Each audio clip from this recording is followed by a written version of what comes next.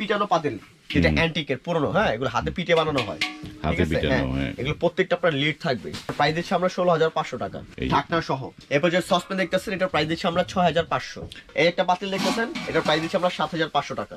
এগুলো পুরনো অ্যান্টিক, এগুলো আপনার পিস হিসাবে আমরা এগুলো অ্যান্টিকে আমরা কিছু পিসও আছে, আবার এগুলোর মধ্যে কিছু কেজিও আছে। আমরা অ্যান্টিক কেজি দিচ্ছি 3500 করে কেজি দিচ্ছি অ্যান্টিকের পিস হিসাবে প্রাইস, ঠিক আছে? এগুলো আবার কেজিতে না, এগুলো পিসে।